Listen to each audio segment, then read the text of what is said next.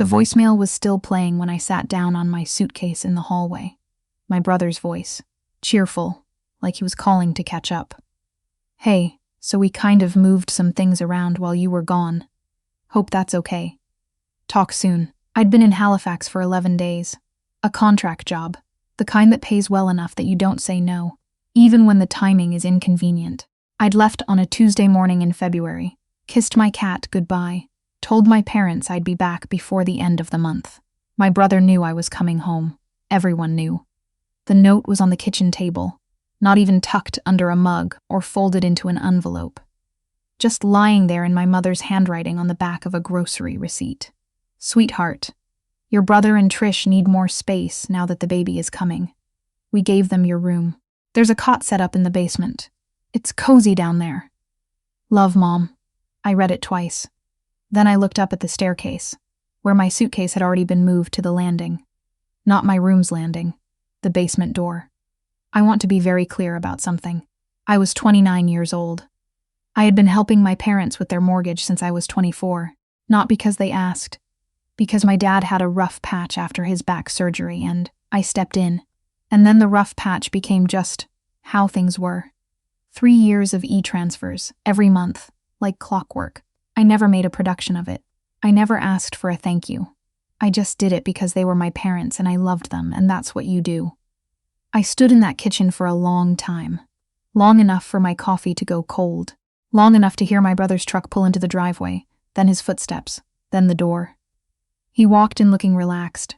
Trish was with him, her hand resting on the small curve of her belly, and she smiled at me, like she expected me to smile back.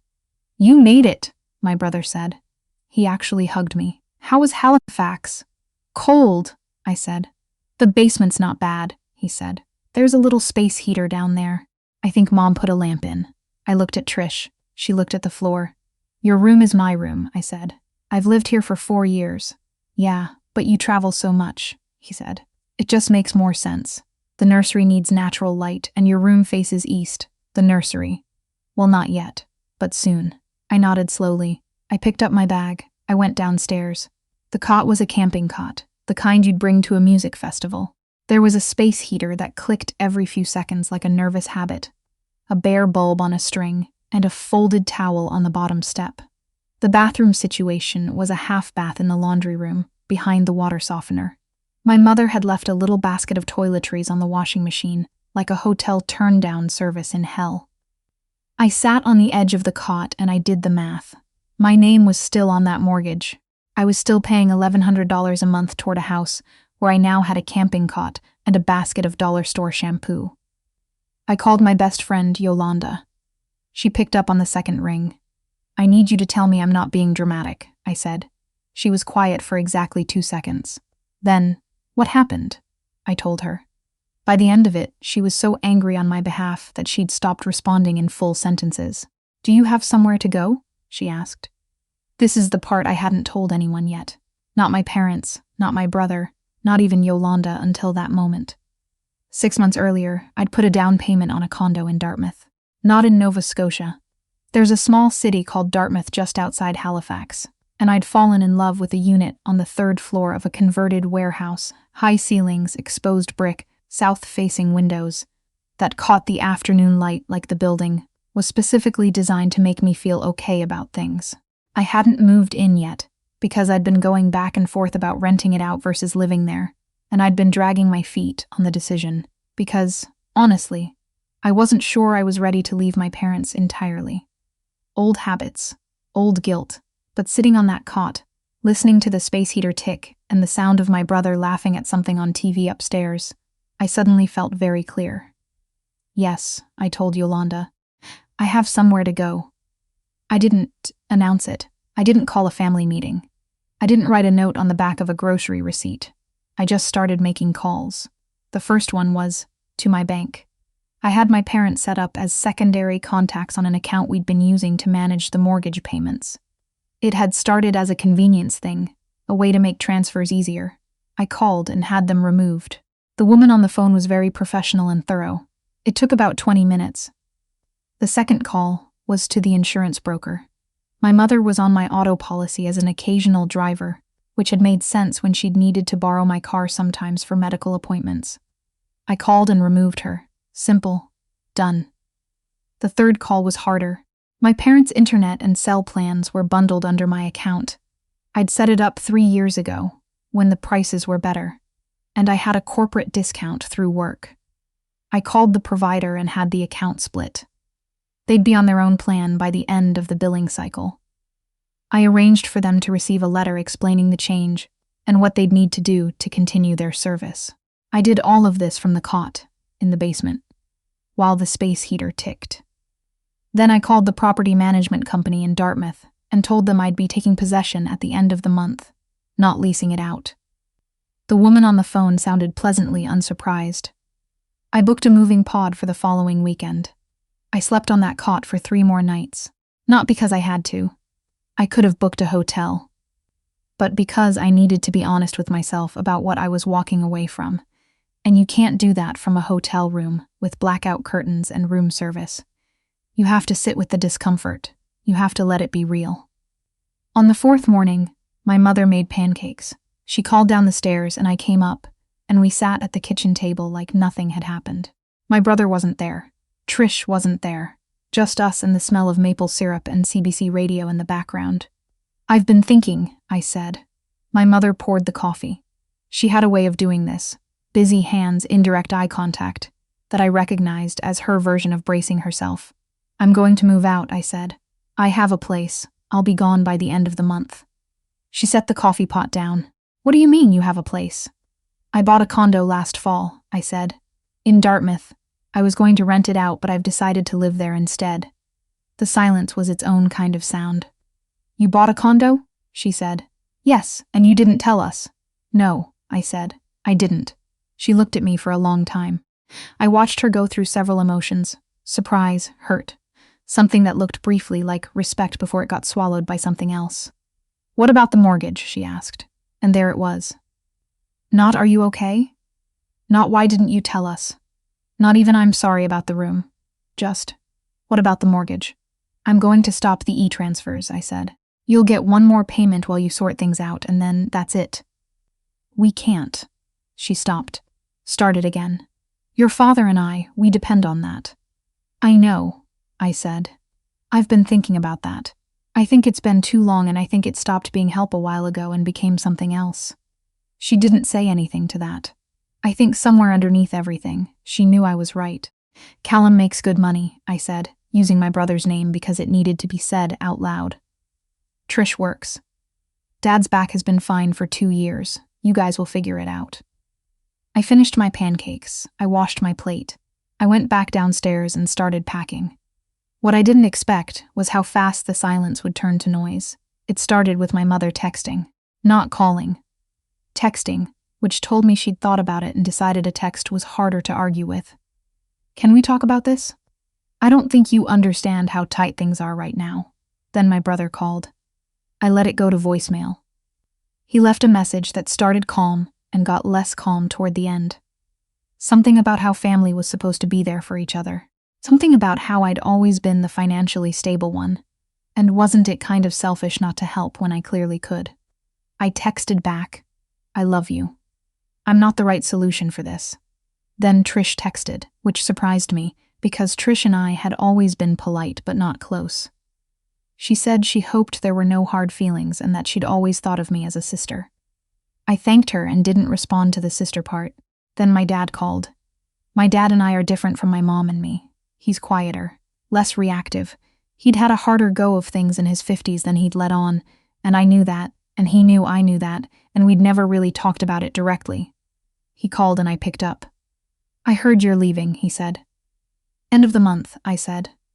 "You don't have to explain it to me," he said. "I want you to know that." I wasn't expecting that either. I sat down on the cot. "I think your brother put us in a hard position," he said. "I don't think your mother and I handled it right. The basement thing, that wasn't right." "No," I said. "It wasn't. Are you okay?"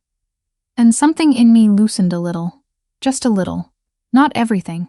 Not 3 years of complicated feelings and unspoken resentment and guilt and love all tangled together, but a little. "I'm getting there," I said. The move took most of a Saturday. Yolanda came with her boyfriend and his truck. We made 4 trips and ate poutine from a place near the highway, and by 7 o'clock I was standing in my living room in Dartmouth with my cat in a carrier and boxes stacked to the ceiling, and the most uncomplicated feeling I'd felt in years. The condo smelled like fresh paint and the previous owner's cleaning products. The south-facing windows were everything I'd remembered. I sat on the floor because I hadn't gotten furniture yet, and I watched the last of the light fade over the rooftops, and I let myself feel all of it. The grief and the relief and the weird, embarrassed pride of someone who did something they should have done a long time ago. My mother didn't speak to me for 3 weeks. My brother called twice more, and both times I let him go to voicemail. And both times the messages were less angry and more something I couldn't quite name. Deflated, maybe. The bill for the internet and cell plan arrived at my parents' house.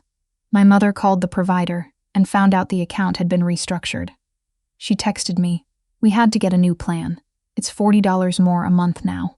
I texted back, "There are good deals right now with Kudo and Public Mobile.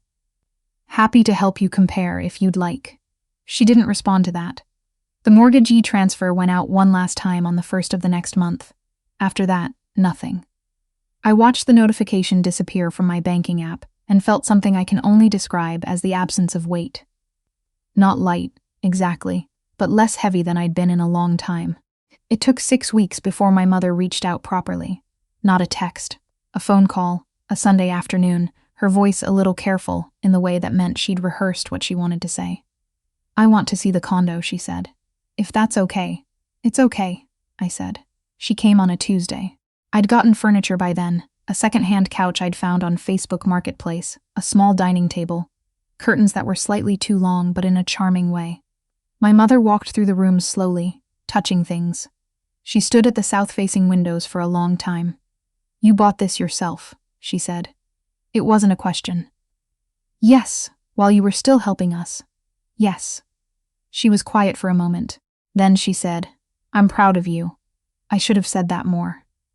It wasn't an apology exactly, but it was something.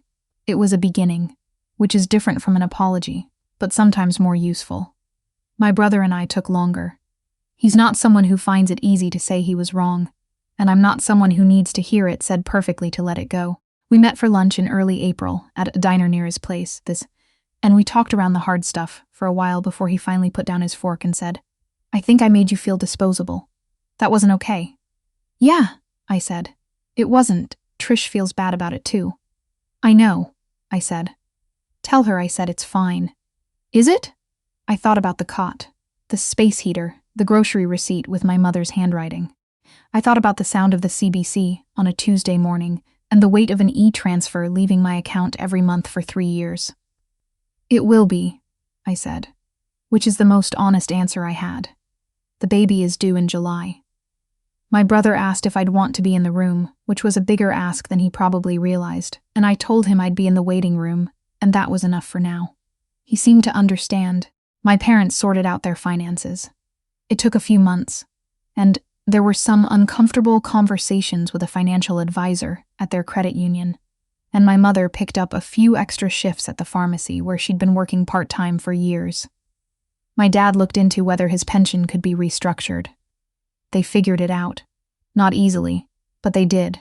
I watch this from a distance now, with something that took me a while to identify as compassion rather than guilt. They're capable people. They were always capable people. They'd just gotten used to not having to be.